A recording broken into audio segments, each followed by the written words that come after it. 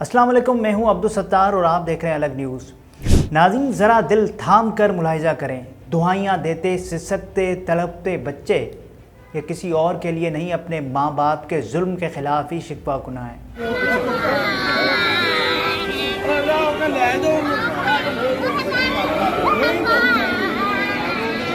ये दुआई बताती है कि एक और ख़ानदान दो टुकड़ों में बट गया।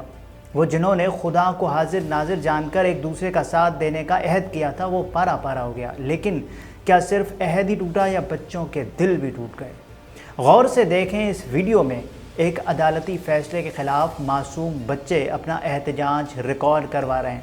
ऐसा फ़ैसला जो हर आदम व हवा की नाकाफ़ी हवांगी की पादाश में दिया जाता है और दर हकीकत जिसकी सज़ा बच्चों को सुनाई जाती है।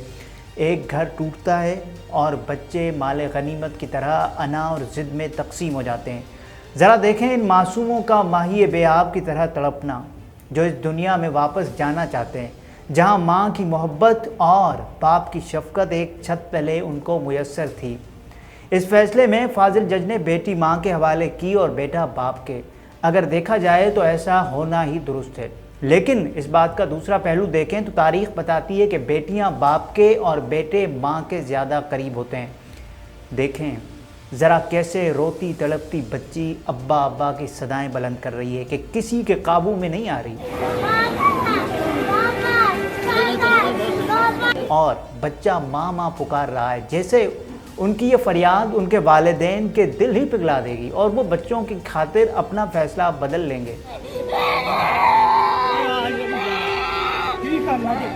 नाज़रीन, ऐसे फ़ैसले जज्बाती ट्रॉमा को जन्म देते हैं जिससे फैमिली का हर फ़र्द मुतासिर होता है। ऐसे मनाजिर जब कहीं देखने को मिलते हैं, बच्चों की बेबसी पर हर दिल दुख से भर जाता है। लेकिन एक नापसंदीदा रिश्ते का बोझ शायद इस दुख से बड़ा होता है।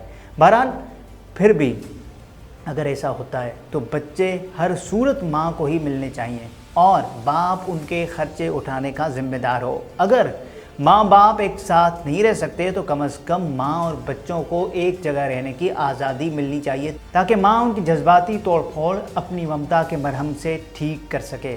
ऐसे मुकदमात अगर यूनियन कौंसिल में मसालहती कमेटियों के हवाले किए जाएँ और वो तफसीली मुआहदों के ज़रिए मियाँ बीवी में एक मसालहत करवाए तो ये अमल ज़्यादा मुफीद और बाअसर हो सकता है।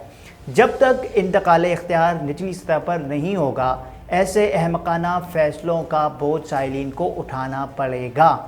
बल्दियाती इलेक्शन ही यूनियन कौंसिल के फ़ाल किरदार में मददगार होता है। अगर इसको मौखर किया जाता रहेगा तो निचली सतह पर ऐसे ही अदालती भंड देखने को मिलते रहेंगे।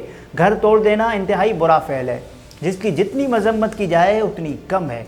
अदालत को तो ख़ानदान के बड़े का किरदार अदा करना चाहिए।